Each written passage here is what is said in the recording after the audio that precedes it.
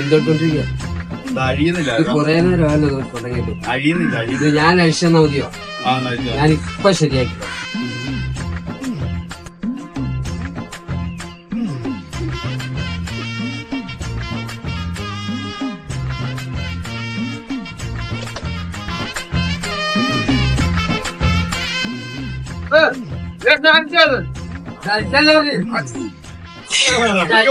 എനിക്ക് വണ്ടി ശരിയാക്കി തരണം.